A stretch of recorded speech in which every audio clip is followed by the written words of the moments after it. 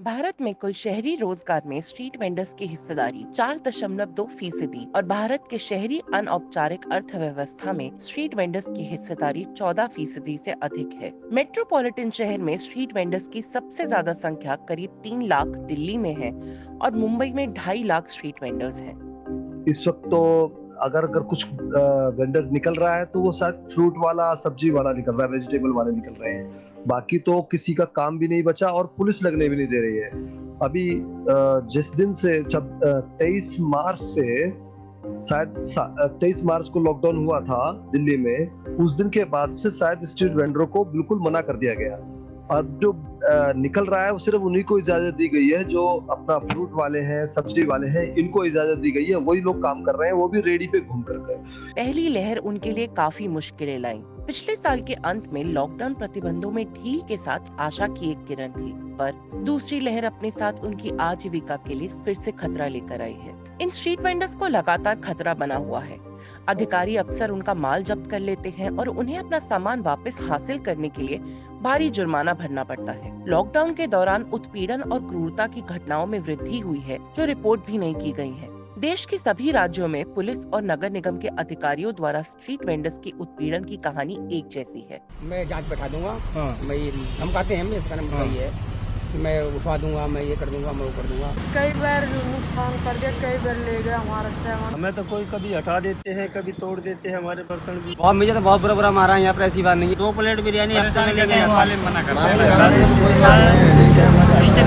यहाँ पे से जब हमको उठा के ले जाती है एमसीडी, तो कम से कम 1 हफ्ते बाद छोड़ती है। वो भी 5,000 रुपये लेंगे, फिर वो भी भगाते रहेंगे, चक्कर कटवाएंगे, आज नहीं, कल नहीं, परसों नहीं, ऐसे हफ्तों लग जाते हैं। ये 10-15 दिन तक ऐसे ही चलता रहता है और उससे जब हम तक इतना नुकसान हो चुका होता है, उसकी भरपाई होना मुश्किल है महीनों में भी।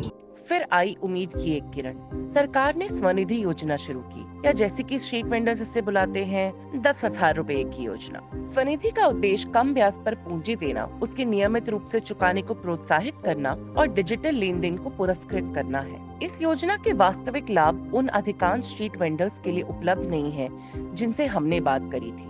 मार्च 2021 में हमने महिला स्ट्रीट वेंडर्स के जीवन पर महामारी के प्रभाव को समझने के लिए एक अध्ययन किया। हमने दिल्ली और जयपुर में महिलाओं का इंटरव्यू लिया। उन्होंने हमारे साथ संघर्ष और आशा की अपनी अनूठी कहानियां साझा की। पिछले जब कोरोना आया तब तक लॉकडाउन लगा दिल्ली में, तो तब तक दुकानें बंद रही। उस दौरान काफी समस्याओं का समाधान, मतलब परेशानी उठानी पड़ी और घर के खर्चे चलाने में भी मुश्किलें आई। घर में वो कहीं आना नहीं, जाना नहीं, तो समस्याएं बहुत रही। और फिर हम कोरोना से जूझना वो अलग बात है,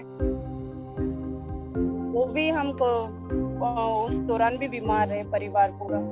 अच्छे इरादों के साथ तैयार की गई नीतियों ने अब तक स्ट्रीट वेंडर्स के उत्पीड़न, बेदखली और ओवर रेगुलेशन में योगदान दिया है। स्ट्रीट वेंडर्स के साथ साथ बाकी समुदाय, जैसे कि टीवीसी में भी किया जाता है, की राय को ध्यान में रखा जाना चाहिए, ताकि यह सुनिश्चित किया जाए कि आजीविका के अधिकार की संवैधानिक गारंटी कहीं खो न जाए।